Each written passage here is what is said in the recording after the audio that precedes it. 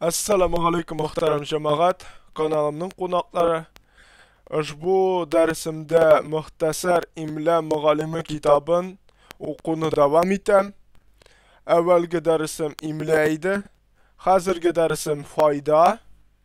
Ushbu darsimda biz dris yozuv qoidalarini ixtibor etashakmiz ham so'zlarni yozashakmiz. Rahim etib tinglaymiz.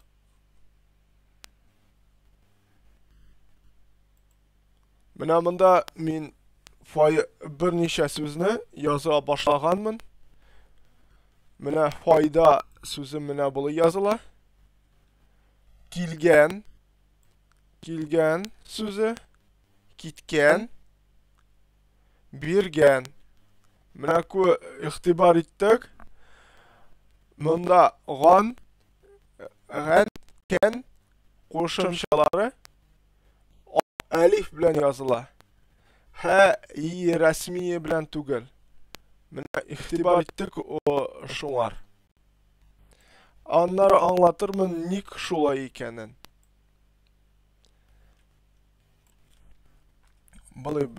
Mana kelgan so'zin qoldiramiz hali. Ketgan so'zin yangadan yozarman.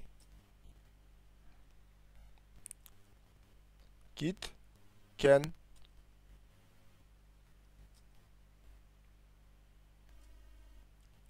Mana ketgan. Mendan so'radilar, nindi temalarni kullanırga deb. Masalan, eski imlada yozarga tilasang. Birinchi ishroqda ol g'adi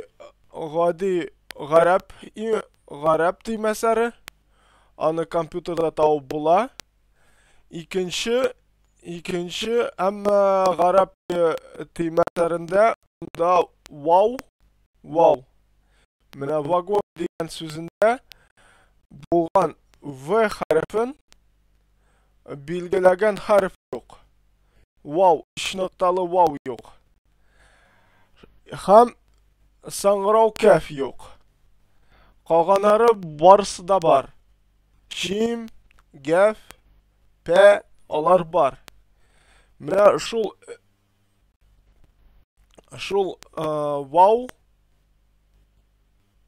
j harfini qarayım, bormi yo'qmi?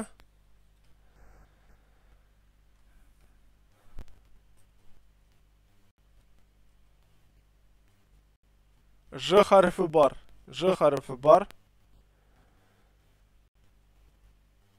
Mana harfi yo'q. Ham sangrov kaf harfi yo'q.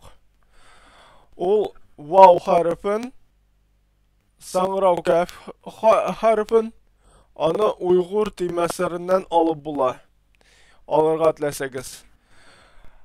Abulay için vav harfini yozib bo'la. Ham sangrov kaf için nun ham kaf harflarin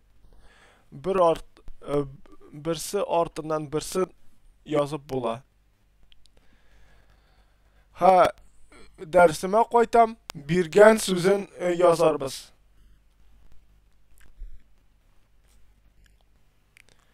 Bergan.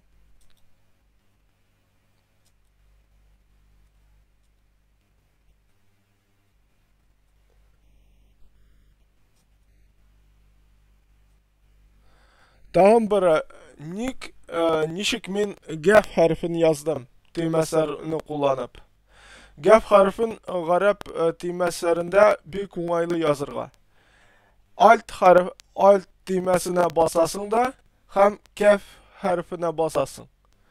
Şulay gaf harfi shiga. Şulay yo'q shim harfi basasın alt temasına, onları jim noktasına basasın. Jim harfi ol Rusça aytgancha figurniy skobki. Figuralı jayalarga basırга кирәк. Әнә җаба торган фигурный җәягә басырга кирәк. Alt нокта alt төймәсен басып. Шулай ук Ж хәрефендә анда шул ук принцип белән эшләнә. Әмма монда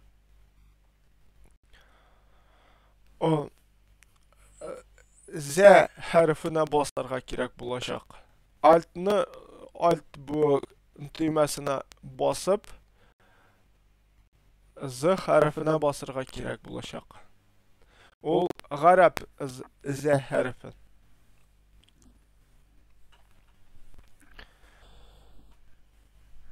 Биргән сүзен язык, яңадан кайтабыз. Күргән,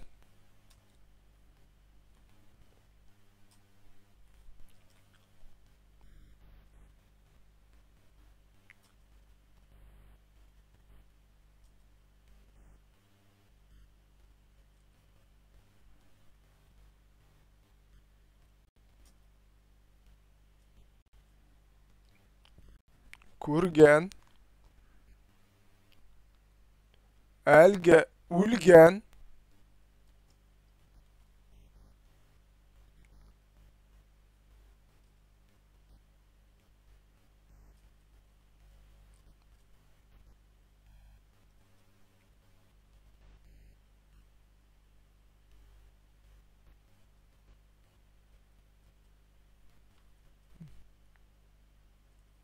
үлгән, кеби сүзләрнең ахырында үткән заман мәгънәсен аңлатыр өчен ялганган гән, әдәт, гарча, нечкә ишетелсә дә, җигән, бүкән, күргән, бөрлегән, өлгән, кешерткән кеби сүзләрдә берлә саташмасын өчен әлиф белән берлә языладыр. Язылар.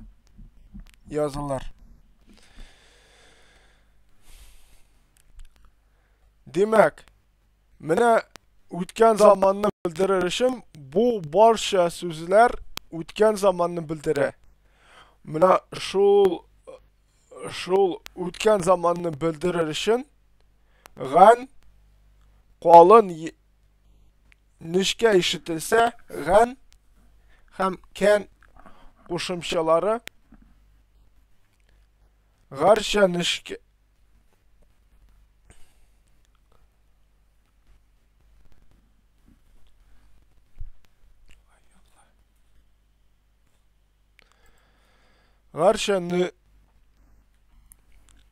үткән заман мәгънәсен аңлатыр өчен ялганган гән, әдәт, гарча, нечкә ишетелсә дә, җигән, бүкән, күргән, бөрлегән, өлгән, кешерткән кеби сүзләр берлә саташмасын өчен әлиф берлә языла. Демәк, бу барча сүзләр үткән заман сүзләре. Шуңа күрә алар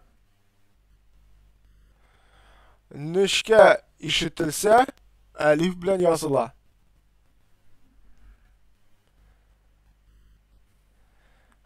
Хәзер гадәт ул кушымчаны аңлата. Гадәт сүзе кушымчаны аңлата. Хәзер җигән сүзен язып карыйбыз.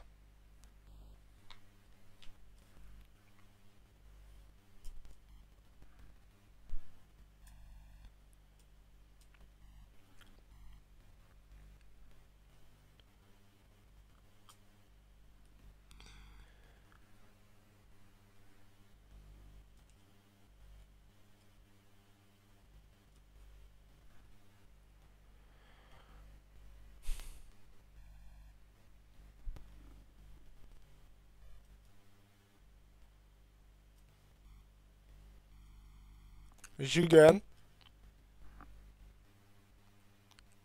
Gördük biz mında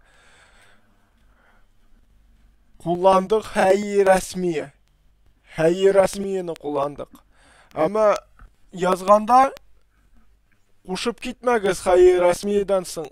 Hey resmiye hamanda ol ayırıp yazılar.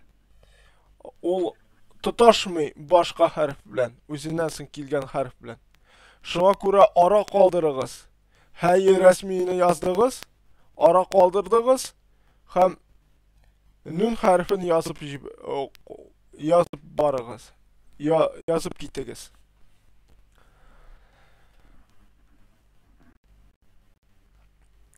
Buken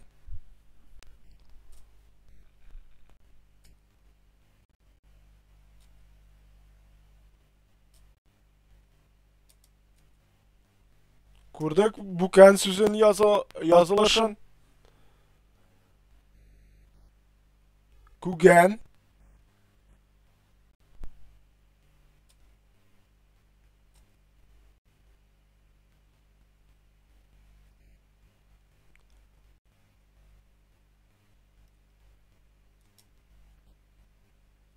Kugen sözünün yazılışın.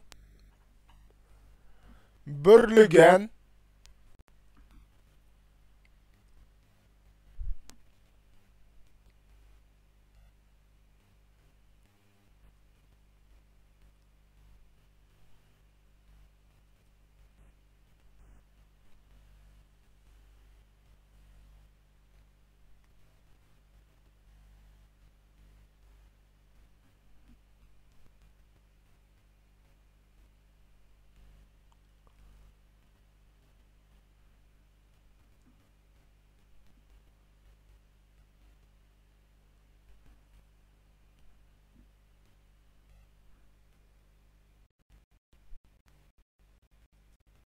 Birligen.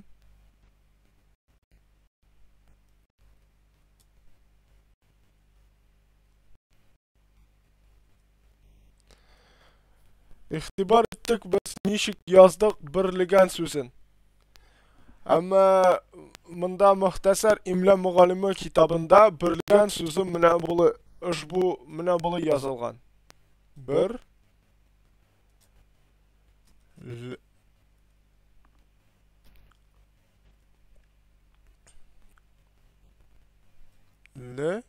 gen.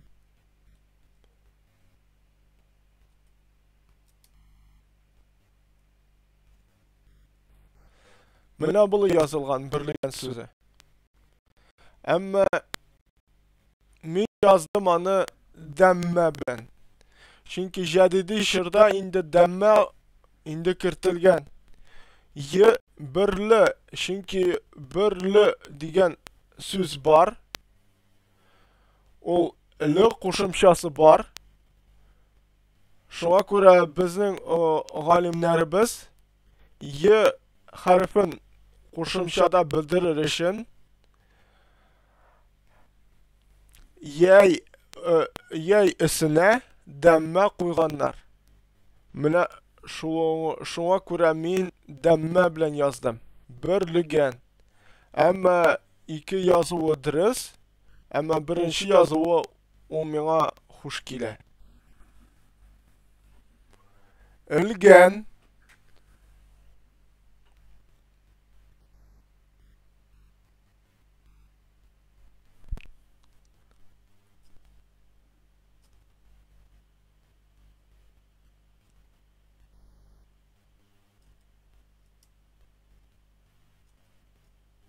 Ilgan.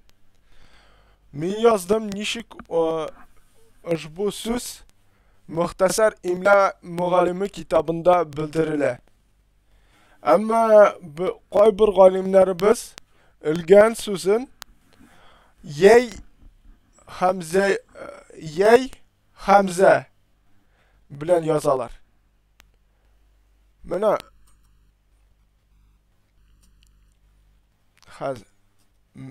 il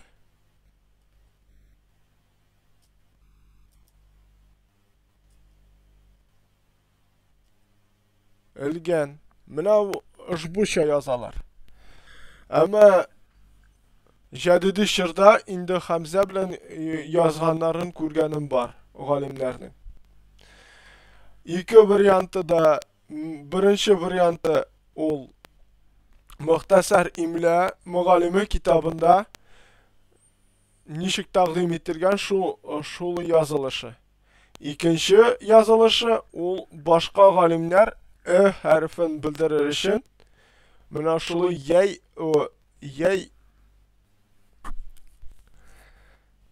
isine hamzayı yay bilen yazıp kituvun kiritganlar.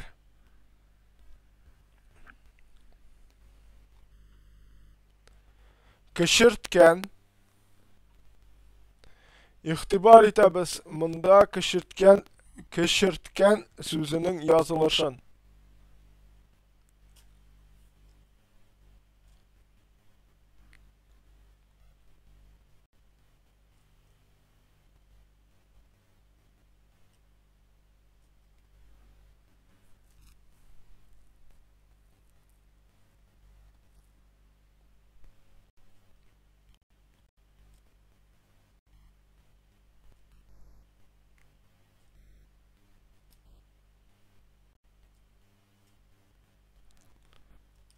Mana kishirtgan.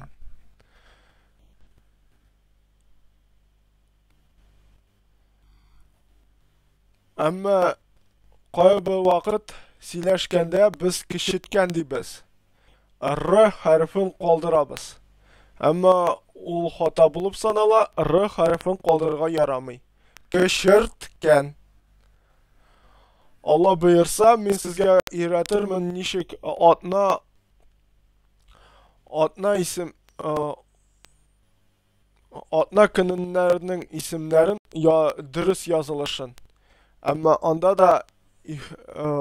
da ihtibarga layık aybirler bik köp.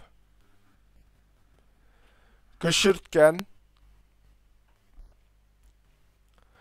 gibi sözler birle sataşmasın için elif bilen yazılalar.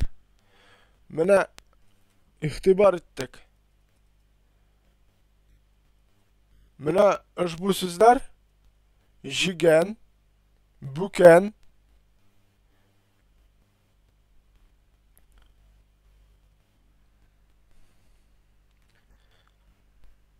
kugen, börlügen, ölgen, kishirtgan. Mana bu sözler bilen adaşmaz yalg'ishmasin için biz mana ko'rgan, kelgan bu so'zlarni alif bilan yozamiz. G'an qo'shimchasini alif bilan yozamiz. Nishka eshitilsa, eshitilsa. Chunki bu so'zlar o'tgan zamonga qoriy. Ul qoidani xatirda tutamiz.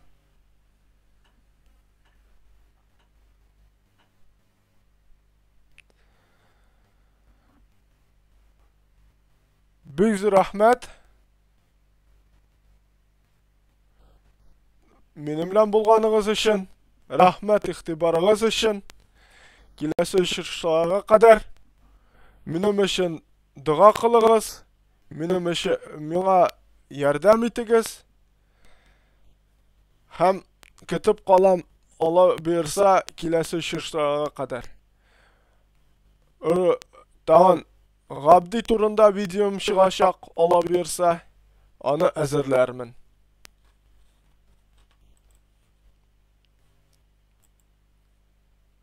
Ve aleyküm selam.